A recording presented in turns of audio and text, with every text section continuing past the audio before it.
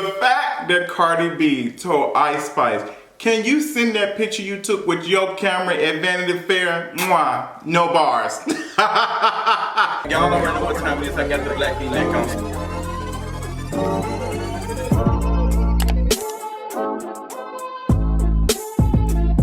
What's going on, you all? We got to talk about the mess with Cardi B, Raymonte, and Ice Spice that happened on Twitter. Oh my God, like it was a complete, it just came out of nowhere. So Raymonte posted a video responding to people calling him ghetto and was referencing Cardi B being a ambiguously black woman and still getting deals and able to do stuff even though she is ghetto. And he was talking about in regards to himself not getting deals and stuff. Now Raymonte was in his bag, and him calling out Essence and saying, hey, these brands need to be reaching out to black influencers. Look how much attention that Raymonte got from, you know, his post about his birthday and stuff and his birthday trip with his other influencer friends and stuff. Like, girl, you brands should be working with him because look at the visibility that came with that. And Raymonte responded to Essence and was basically just saying, hey, y'all have not asked me to do anything. Y'all have not reached out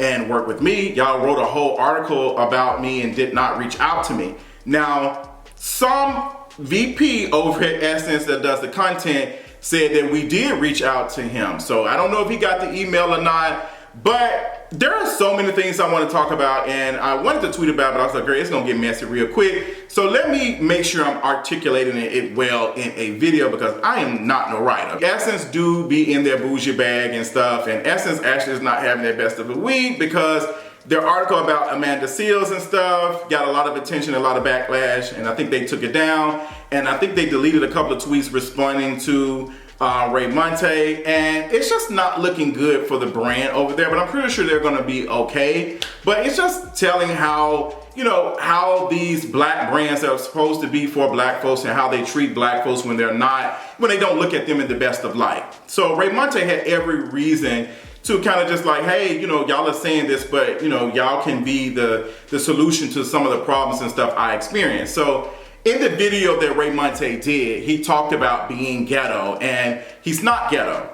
And I want to say, Raymonte, you are ghetto. And there's nothing wrong with you being ghetto. I feel like Raymonte needs to own the fact that he is ghetto. There's nothing wrong with it. We see a lot of folks cosplaying as ghetto and stuff, and they're actually have no ties to the ghetto. I mean, some of y'all are basically giving Jenny from the block, like, yeah, this is what I used to do. Jenny on the block, y'all was not that girl. Y'all was not around hood folks until later on. I mean, y'all don't want to be around actual hood folks. Y'all have no connection, no ties to it until it's beneficial for you all. So I enjoyed that aspect of the conversation because there are some folks who can cosplay gangsters, who can cosplay as ghetto, but you know, it doesn't stick to them. Cardi B is definitely one of those. Like, she can, you know, be perceived as ghetto, but it doesn't hurt her. Like, she does a lot of things, like she, you know, she a hood girl, period. And I love that about Cardi B. And she doesn't get the same, you know, stick like other folks. And Cardi B does have to acknowledge that her being light-skinned has, and also being ambiguously black, has benefited her in that. And that's something I've talked about a couple times in the past. Like, people do not perceive Cardi B as a black woman. I think that's why she responded to Raymonte, because that's a sensitive topic for her. She did an interview with Vlad TV. If she was really confused, you can tell she was very nervous. And I don't like the fact that people use that clip. I used that clip before, but you can tell she was very uncomfortable. And everybody does not understand race and ethnicity. Honestly, all this stuff, to be honest, I'm still struggling trying to understand it. That's why some conversations and stuff, I'm like, girl, that ain't in my pay grade. I don't understand it. And it's not uncommon for folks to not understand it. But I feel like we need to do a better job of trying to educate folks because, like, this stuff is complicated and we didn't come up with these systems of things. Like, oh, you black, it's like all this race science. Girl, she's annoying, like the one drop rule, or you this and that, or how many black grandparents you have. I'm tired. What I will say is being perceived as non-black is beneficial, period. Doesn't matter if you're black or not. Doesn't matter if we do the 23andMe and all that other stuff, because no shade, a lot of folks were moving away from blackness in the 80s, 90s. When I was in high school, people love to say, "Oh, I'm mixed. I have a Cherokee in my family. I have, Native American." Folks was doing that from the come on now. Let's be honest. A lot of folks were saying in the school like, "Oh, my hair is, wavy in this texture because I'm mixed." Everybody was, using this when it was being perceived as beauty. Now that we have, unpacked the reasons why we were saying this, now folks want to have closeness to blackness. And I love that for folks for understanding and stuff. But Cardi B has to be honest, although people have called her ghetto. Like, yes, she was called ghetto when she threw that shoe at Nicki Minaj, at Harper Bazaar, all that other stuff, but she was invited back. She was invited back. So it's just, yes, Cardi B was called ghetto, but she still didn't have to deal with the implications of her being ghetto. Like, she can do ghetto stuff, but it did not stick with her like other women. We have to be honest about colorism in the industry. There's a reason why we see some of the top female artists being light-skinned, and some of the top female rappers being light-skinned. It's not because these folks are just talented. They are talented in their own right, but them being light-skinned has helped them project and propel their careers. It makes them more marketable. It makes them more, sought after and desired when we are consuming images and pictures and stuff. I think we need to be completely honest. And I had this conversation with a friend not too long ago. Even for me and my friend have joked about, we don't see too many black, gay, queer couples with dark-skinned kids. Even when they adopting or whatever, they're always light-skinned, biracial-looking children. It happens all the time. And we're just like, okay, what's going on? Even when they did the AI stuff and folks were putting in their pictures and stuff to see what their children was going to look like, all the babies were light-skinned. Everybody's baby was light-skinned. So we have to believe the stuff we're saying when we talk about blackness and stuff. We have to truly believe the stuff that we're saying about blackness, because if we do, then I need to see it. And I'm not seeing evidence of it a lot of times. I'm still not seeing it. The way that some of us describe children when they are lighter skinned and the children who are darker skinned, we still have kids who are growing up 5, 6 years old, understanding colorism from that age. Like, there's a video of this black girl, dark skinned child, was talking about the fact that she was ugly because she's dark skinned. This is a child that is already dealing with the implications of colorism. So we cannot remove this from this equation, period. So Cardi B did what most black folks do who are lighter skinned or who are questioning about their blackness and stuff. And I don't blame her for talking about, hey, I am not Mexican, I'm not Mexican.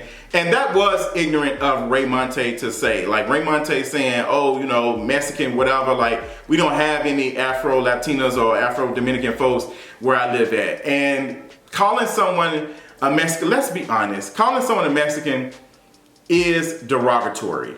Like, come on now. Y'all, let's stop playing. It is derogatory. The way y'all say it, the way I've heard folks joke about, oh, the Mexicans over there, like, y'all say it all the time. Not everybody, but I've heard it enough to know that it's deep inside of the conversations and the culture and stuff and how we talk about Mexicans and stuff. So let's be completely honest. Being Mexican is not a bad thing. Being Mexican is not a bad thing, but that's not her. Like, she's not Mexican. Cardi B is not Mexican. So calling any Spanish-speaking person a Mexican is disgusting. It's messed up. Like, it's the same way that Asian people get, offended when you call them something that they're not. Like, hey, and we look at it as a bad thing because we know the connotation behind being called a Mexican. So let's stop playing in folks' faces and acting like that. I don't think Cardi B was tapping into that. I think she was just saying, hey, I'm not Mexican. Like, this is actually that. Like, that's offensive to call me something that I am not. So Ice Spice was added into the conversation. And, she was talking about her identity. She said, hey, I have a black, parent and, this parent.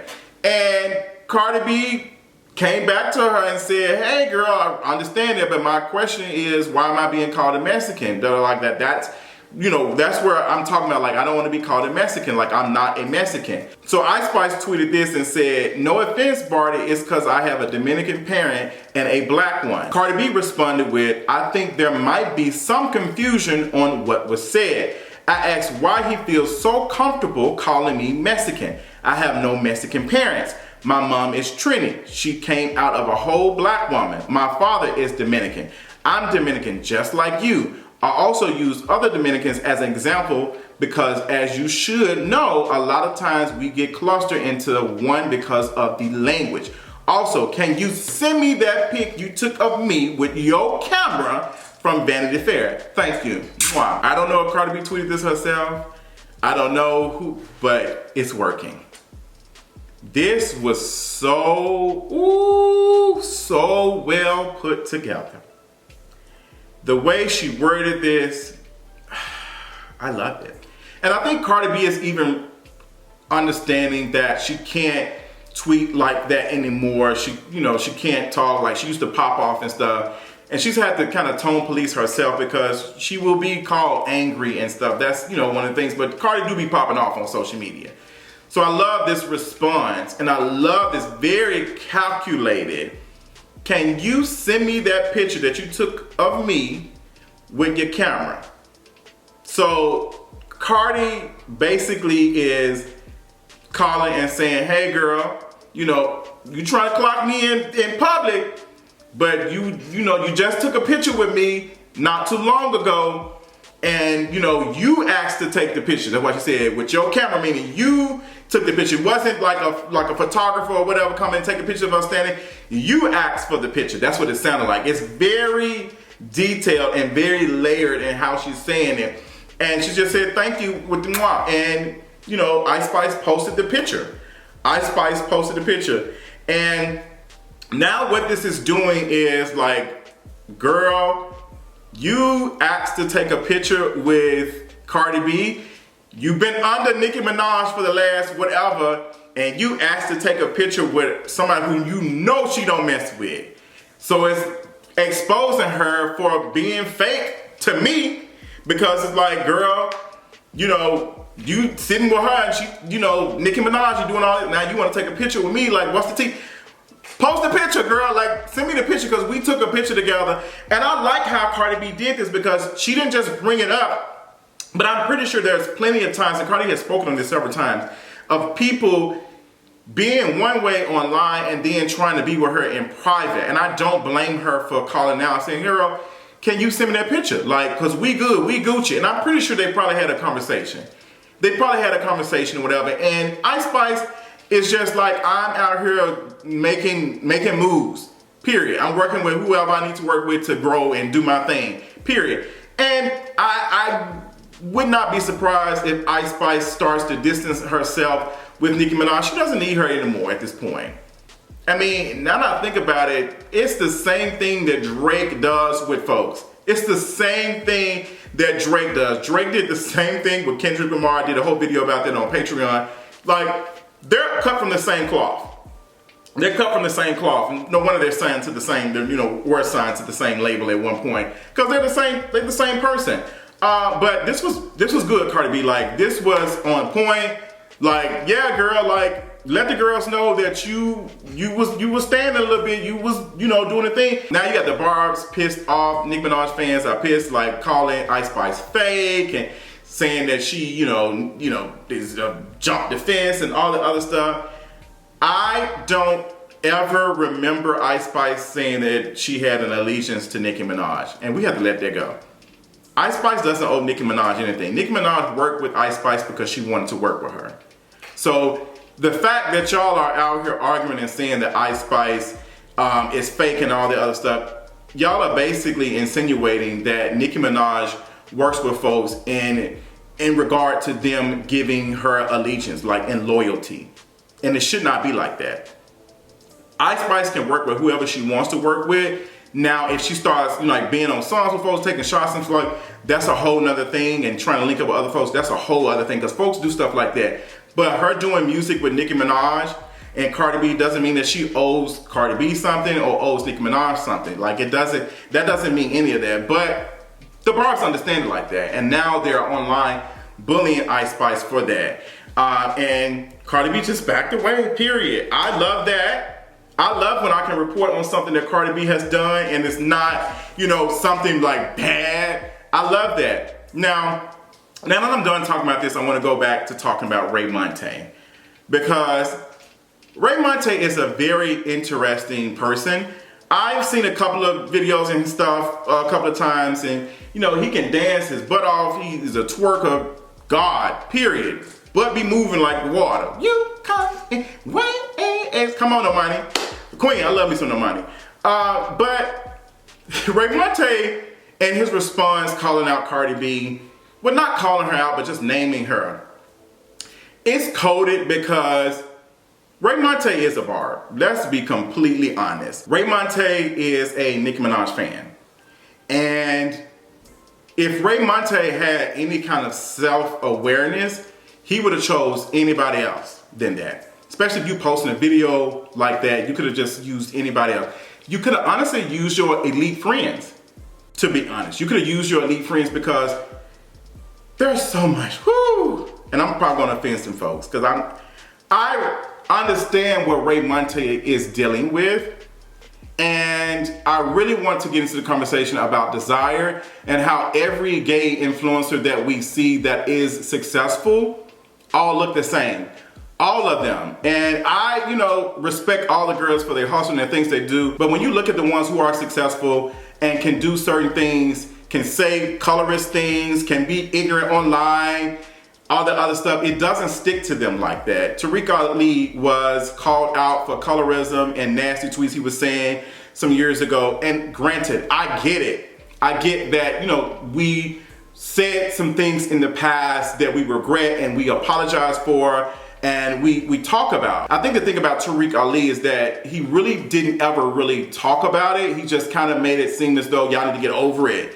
And that's old. And when you say things that are harmful like that, you have to show us that you have grown. And Tariq Ali kind of just erased that and hasn't revisited it at all. But now he's able to, you know, be this soft, you know, influencer that is all about light and love and mental health when you was online causing havoc. And it's just like, girl, how you're able to do that because of the color of your skin. Other friends that Raymonte has are able to be successful because of desire. Like, you have a whole YouTuber slash porn star was online calling out said content creators that were doing only scenes with white folks to now being in whole pictures and videos where y'all are reenacting that very thing. Like, you have a picture with you, all black men in the back and perceived black men in the back, and then you have this lighter or white twink in the middle. Like, that is race play. Like, that's what that is. But that person hasn't lost any access to anything. People who have talked about and called out still follow him. I'm mutual with some folks who still follow him, even though he has a history of being ignorant online. They still, it doesn't stick. That's why I relate to what Raymonte is saying, because what Raymonte is talking about is colorism, but it's also desirability. When I say that Raymonte is not desirable, I'm not saying that Raymonte is ugly. I think he's a very attractive young man. I think he's very handsome. But when we talk about desire, he does not fit the status quo for desire. His elite friends do. One of his elite friends, the baddie, the corporate baddie, got called out for some ignorant things that he said online and how he was being very elitist and some of the conversations and stuff, and it doesn't stick to him. He's able to be this ignorant person in 1 week and then move on and still is able to get brand deals and all the other stuff because it doesn't stick. Because at the end of the day, desire trumps all of it. Desire trumps all of it because people are still associating him with goodness because of the color of his skin and because of him being desirable. Raymonte is not light skinned. Raymonte is, I would say, thin, but he does not have a gym body. And when you look at him with his friends, like, you can just kind of like see the evidence of that, to be honest. And people are asking Raymonte why he didn't use someone like a Saucy Santana. Saucy Santana has been able to do some stuff, and Saucy Santana has had a very hard time doing things he's doing.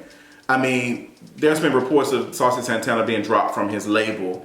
Saucy Santana has been dealing with a lot of fat phobia, colorism, femphobia, all of the things Saucy Santana is not looked at as desirable.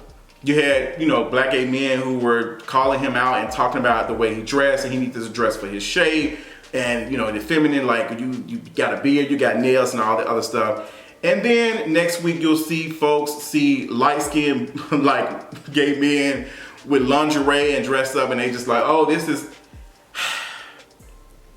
There is a real need for a conversation about desire and colorism within our community. And I just don't know if we are truly ready for it, because it will have to change everything about us. It will have to change of how we engage in so much content. Even watching RuPaul's Drag Race, where we see the pit crew all being gym body men. How we talk about inclusivity, and then the only people that we see who can work this crew, the main thing about them is being desire. The main thing about the pit crew is not them being talented in the things that they do. It's about them being desirable, about them being thin or gym body and close to whiteness as possible. So it's just funny how we talk about inclusivity and, all love is love and all this other stuff. And then we see the reinforcement of it. We see the reinforcement on the club flyers. Even Deviant was called out not too long ago. And folks who do not know what Deviant is, they do parties and stuff in Atlanta, in the South, in DC, in New York. And, black queer folks can come out however, like they can dress however they want to. You can be nude, you can be just sexy, whatever. And I loved seeing some of the things, but they were called out for not including some people on the pictures and stuff. When they post pictures of parties and stuff, you never see fat folks in there. You always see a specific type of fat person in there. And we see that when folks, I saw a tweet the other day where someone said, when I like thick bodies, this is what I'm talking about. Like, what does that mean? Like, why, like, this is the thick I want. Like, it's just, we will really have to reckon with how we engage in everything. And I don't think we are ready for it, because folks will push back on it so hard. And I respect Raymonte for saying these things. I think him using Cardi B was ill.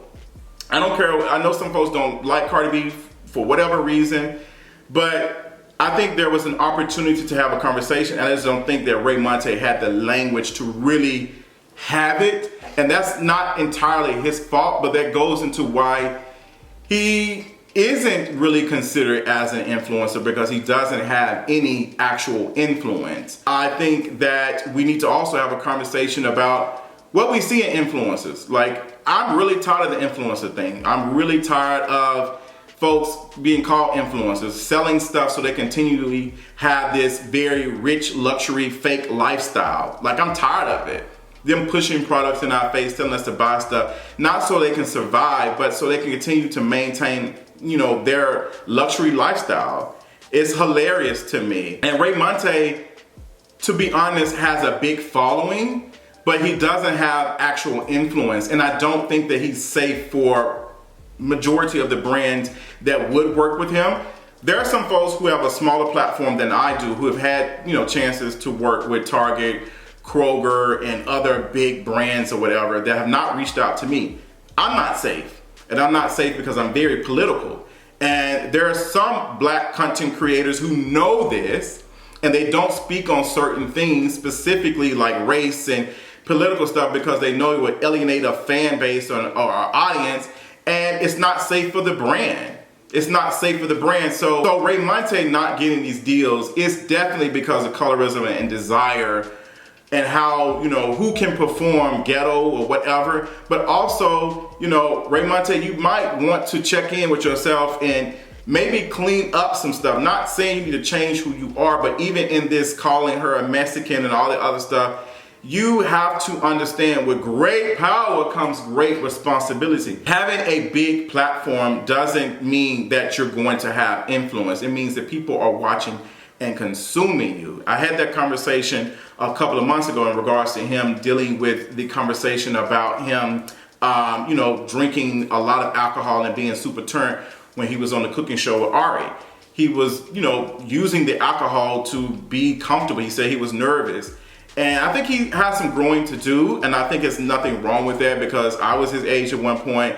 And I'm interested in seeing what will happen with him in the next couple of years and stuff, but I do think he needs to probably, you know, surround himself with some folks who actually want to help him be a better person and not just folks who just want to have fun and party with him. I think folks have to be able to tell the difference between friends and people who are just there because of what you have at that moment. And I'm not saying that to say that his friends that he's around are doing that, but sometimes you have to take a look and see, hey, like, what is the real reason these folks are, you know, around me? Do they really care about me? And folks made a comment and said, we didn't see any of the quote unquote elite friends come and defend him and say anything. And honestly, I don't want them to, because I don't think they have the range either. And they probably know they don't and stay away from it. A lot of them are just, you know, unfortunately cute on camera. They don't really say much. I know a lot of folks who can do a lot of things and very real versed and can speak on several topics, like some of the stuff that they get, you know, paid to do, but they don't get paid because they don't fit the subject of desire. Because at the end of the day, you have to look a certain way to get certain things. Like, that's just the reality of it. And when people talk about specific content creators, I always hone in and want to know what is the reason for you watching them. And folks will say, oh, well, he looks really good. I love seeing him shirtless on the camera. I like seeing him. But this platform is about him talking about said things. And not one time have I heard you talk about these things.